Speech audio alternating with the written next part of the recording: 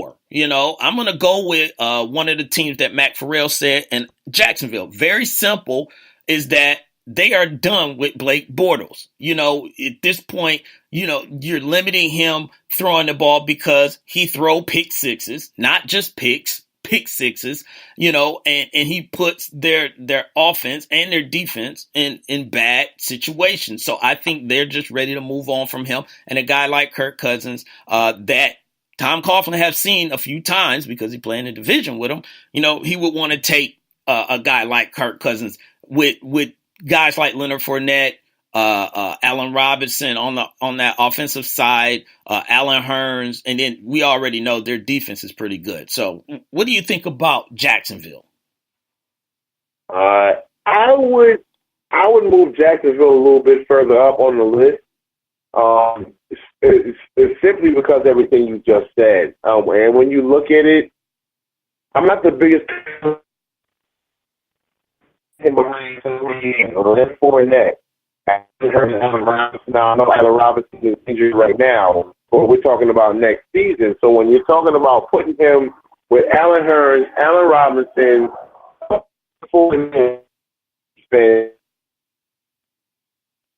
Jay Fish, we might be losing you.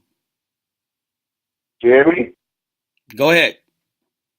Are we still there? Oh, yeah. Well, I was going to say, if you put Blake Bortles behind that type of production, Blake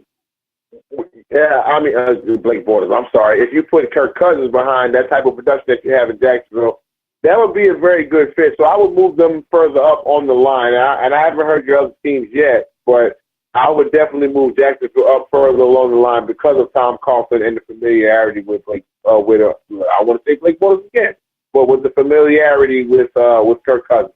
Okay. Now, number 3, I just put this team on here. And I'll tell you right now, with Mac Farrell, he had the Jets in Cleveland. Jets in Cleveland is not on there because I just think it's too many options for Kirk Cousins, and I don't think he want to put himself in a worse situation or trying to rebuild. He's trying to get with someone that's making moves now. But I mean, Jets and Cleveland will definitely be in there. They'll throw the money at him, but I just didn't have them on my top 5 list. So number 3, I'm gonna put the Denver Broncos. They just switched up from Trevor Siemian to Brock Osweiler, which, ladies and gentlemen, I'm going to go ahead and say Brock Osweiler wins a game this week. And I know it's against your Philadelphia Eagles, but he's there for a reason. But at this point in time, though, they do not have a solid quarterback. So I can see Kirk Cousins going to the Denver Broncos. What you think about that, Mr. Fish? Well, Brock Osweiler is there for a reason, and the reason that he's there for is because the Denver Broncos were able to not pay him the $17 million that the Houston Texans paid him. True. And not only did they shell him off to the Cleveland Browns, but now that the Cleveland Browns have to pay him that same $17 million, and they're off the hook for it. So I feel like that Denver would be, to me, number 1 as far as landing slots for Brock. I'm talking about Brock Osweiler for Kirk Cousins, because if you look at Denver, they have a ready-made defense. You got Emmanuel Sanders, you got Demaryius Thomas.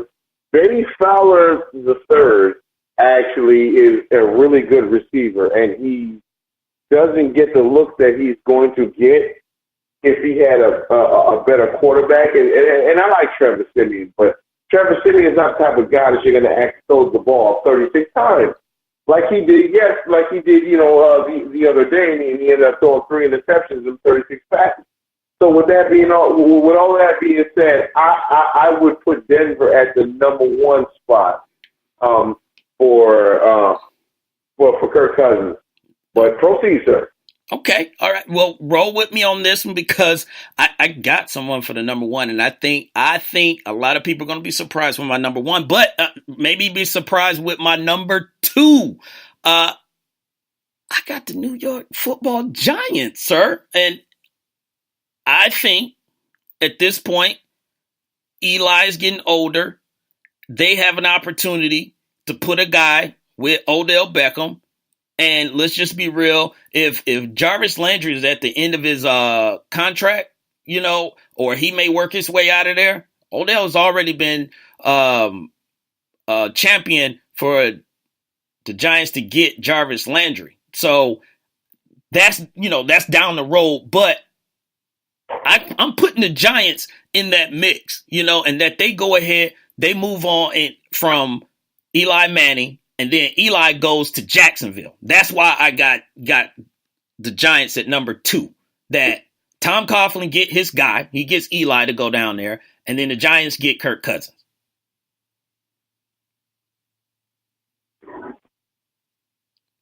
Jay Fish may be speechless. Do I have you speechless on that one? You hear me? Yeah, I hear you. All right. I'll say this. When it comes to the Giants, not to throw them in the mix, I will take back everything I said, and I will make the Giants the number 1 team. Because if you look at the history, I know I'm flip-flopping. But if you look at the history of the NFC East has a history of trading players. And I don't mean necessarily like trading players as in the Washington football team is going to trade Kirk Cousins to the Giants. But what I mean is the fact that they're not going to franchise him again.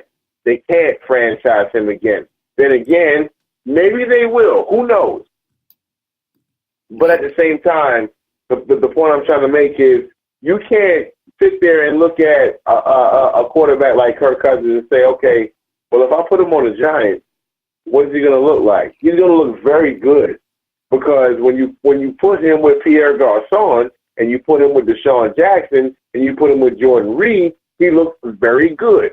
So if you put him with Sterling Shepard and, I don't know where Brandon Moss is going to be next year, but if you put him with Sterling Shepard, Odell Beckham Jr., and that tight end they got, Ingram, oh, please. It is going to be something epic. And like I said, the NFC East had normally it's defensive players, but the NFC East has a track record of trading players to each other or picking up players from each other. So I like that as my number 1 right now. And then I guess I got to hear yours now. Yep, you are right, sir. And my number 1 is coming. And Mac Farrell in the chat room said the Giants is a surprise landing spot. So I got one more surprise for you and the guests listening tonight on the Wait a Minute Show with your host, Jelani J.B. Bodie and Mr. Mac Farrell. Number 1 team I would have Kirk Cousins going to. And I wish I had a drum roll. The Pittsburgh Steelers. Wait. Yeah, I said it. I have a drum roll, but after you, let's roll that back. Make your announcement again, and then get my man Lopan in there. Well, hey, Lopan is on this with me, right, Lopan? Indeed, he just said. So we're going with the Steelers. And here's why I'm going with the Steelers. Ben has already said last year he was thinking about, retiring. He's at that point like, yo, and it makes sense. It's like I've been to 3 Super Bowls. I won 2 of them. I've got my butt kicked. I've given up my body for this team. I've played hurt. I just may not be there mentally anymore. I want to play, but it's one thing to want to play and knowing that you shouldn't be playing. And I think at this point, he is at that moment where at the end of the season, I think he's going to call it quits. And right now, with the team that they got, if they're going to, and this is a big if they're going to keep Antonio Brown, although he signed a contract, but you also want to try to keep Le'Veon. I don't know if he's going to stay there or not. But if you keep those 2 with Juju Smith-Schuster and some of those other guys, because I don't think Martavis is going to be around, they don't want to put the keys to that Cadillac, that Range Rover, or whatever it is that you want to call it, into Landry Jones' hand. And if you got Kirk Cousins, who's considered a blue-collar guy, a guy's guy, a regular guy, he would fit probably right into that whole mixture of the Pittsburgh Steelers. It's on you, sir. I'm going to make a prediction. Either the Steelers or maybe the Giants, they're going to draft Lamar Jackson. Now, with that being said, back to what you were saying about Kirk Cousins fitting in with the Steelers. Kirk Cousins in with the Steelers would I'm not a Kirk Cousins fan. Me neither. Think Kirk Cousins is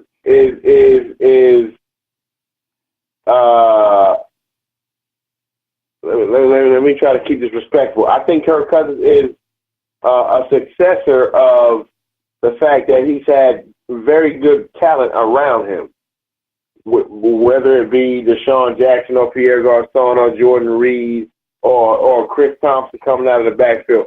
Now, with that being said, if you put whoa. So, Fish, let me just ask the question real quick. Are you trying to call Kirk Cousins the Ken Dorsey of NFL professional football? No. Okay. No. All right. Okay. I was just making sure. No. I think he's better than that. I think he's better. Like, look, I'm not going to give him all the credit in the world. I'm not going to say he's a Pro Bowler. But at the same time, I think Kirk Cousins, if you put the talent around him, I think Kirk Cousins is a very, I would say slightly above average quarterback. And when I look at what Pittsburgh can do, I think, Pittsburgh or Washington or whoever it may be, if you draft somebody like Lamar Jackson, and I would think that will be better for like somebody like Pittsburgh, because when you look at Pittsburgh, okay, Lamar Jackson, and you can sit behind Ben for a year, because look, Ben Roethlisberger is done, and we're talking about all these same quarterbacks. We're talking about Eli Manning not having it anymore. We're talking about Ben Roethlisberger not having it anymore, and look at Phillip Rivers. He doesn't really have it anymore, and guess what? All three of those guys came out the same year, JB. Yes. All three of those guys came out the same year. So this is true. Maybe we're to the point to where, and I know Tom Brady's telling this TB12 thing, maybe it works. I don't know. Maybe it doesn't. But I don't know what these guys are doing. But we look at all three of these guys, and you would say, okay, well, if I had to take any one of the three, I would take Phillip Rivers. But guess what? He's the only one that doesn't have a Super Bowl ring. True. Facts. Out of the three, he's the only one that doesn't have a Super Bowl ring. Now, granted, we can say whatever we want to say about Eli, but Eli has two and Ben has two. Now, Ben Roethlisberger, dog, he looks like trash. He looks like, if you watch that game on Sunday night, I would say, at least to me, to my opinion, Ben Roethlisberger was trying everything he could to give the game to Detroit, and that's their squad. Chess. He was trying everything he could to give the game to Detroit, and it just didn't take it because he missed so many easy throws. Like, it doesn't even understand. I can't understand it other than to say that all three of these guys who came out in the same draft don't have it anymore. True. Okay.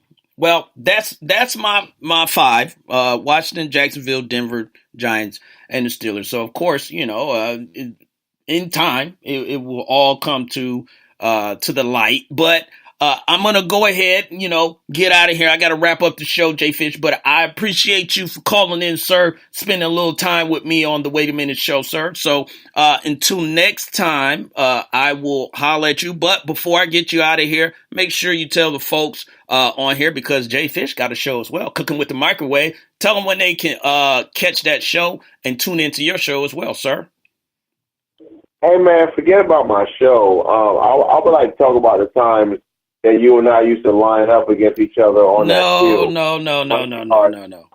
Football. We don't have time for that, Fish.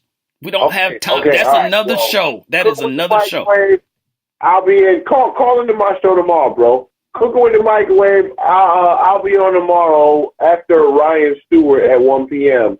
So I'll be on tomorrow at 2 Live